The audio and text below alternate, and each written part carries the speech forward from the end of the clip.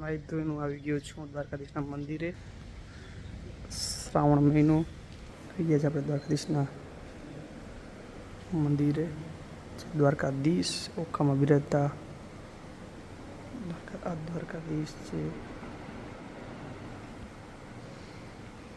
બાજુમાં છે આપણા ગાયત્રી માતાજી. ત્યાંથી આગળ જશું એટલે મહાલક્ષ્મી માતાજી.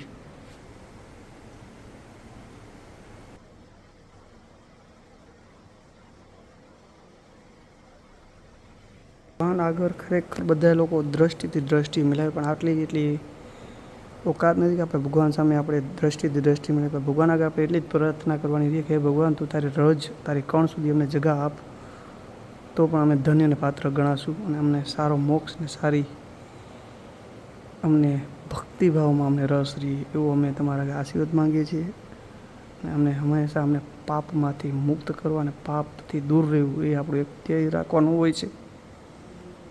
તો દ્વારકાધીશના ચરણ અને ધર્મની જય થાય અને સર્વ જ્ઞાતિ ભેગા મળીને ધર્મનો વિકાસ કરીએ આપણે એવો જ આગ્રહ કરવાનો હોય છે. આપણે હંમેશા એક નિરોગી રહીએ, ભગવાન આવી કૃપા કરવાની કે અમે હંમેશા નિરોગી રહીએ, અમે સ્વચ્છ અને તંદુરસ્ત રાખ. મૃત્યુ તો હંમેશા એક પ્રકારે આવવાની જ છે. જે તમે સ્વીકાર આપશો એ અમારી આગળ એક જ ઈચ્છા છે કે તમે જ્યારે પણ અમને મૃત્યુ આપો તમને એક કર્મ પ્રમાણે અમને મૃત્યુ આપવો છે દર ફેરે. પણ દ્વારકાનાથ હે દ્વારકાધીશ, અમે તમારી એ જ પ્રાર્થના કરીએ કે અમારી દર પેઢી તમારા ઘર સેવા પૂજા કરીએ, તમારા દર્શન માટે દર પેઢી તમારા કરતા રહીએ, અમે તમારા ઋણી રહીએ. તમે અમને આ પૃથ્વી દેવ ઉપર અમને મનુષ્ય અવતાર આપ્યો એ તમારો ખૂબ ખૂબ આભાર હે દ્વારકાના નાથ. ફરી અમને આવા સારા કર્મ કરતા રહીએ અને અમને સારો મનુષ્ય દેતા રહ્યો. અમે તમારી એ જ પ્રાર્થના કરીએ. અહીંથી દર્શન કરી લીધા છે, તો હવે આના પછી આપણે જઈશું. સોમવાર છે તો શિવના મંદિરે. તો અહીંથી સીધું દ્વારકાધીશના મંદિર થઈ ગયા એટલે સીધા અહીંથી જાઓ તમે.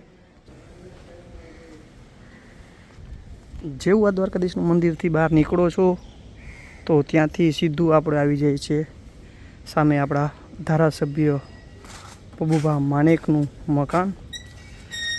તો સામે છે ધારાસભ્ય પબુભા માણેકનું મકાન. ત્યાર પછી આપણે આગળ વધશું તો સામે છે શિવ મંદિર. પાછળ શ્રી અમારા મામાશ્રી આવે છે. આ મામાશ્રી છે અમારા મામાશ્રી.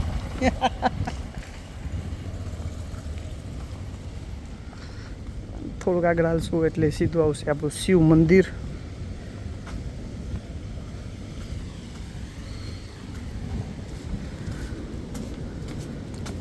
એટલે આ શિવ મંદિર આ એક પૌરાણિક મંદિર છે. આમની અંદર આપણે ખાલી શિવને વિમ્યાણીમાનું મંદિર, શિવ જલારામ,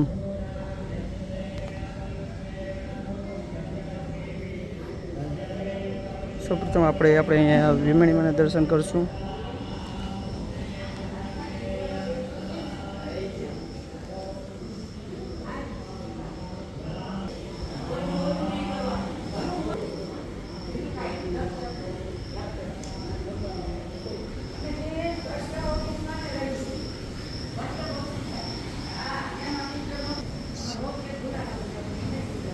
લક્ષ્મણ સીતા, ત્યાર પછી જય ઝૂલેલાલ.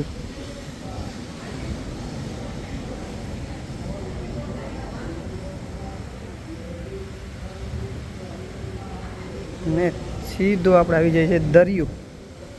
બાજુમાં સામે એક યજ્ઞ પણ ચાલુ છે.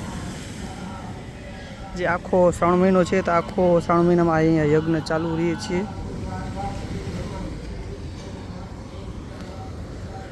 આ છે ગરબી મેદાન.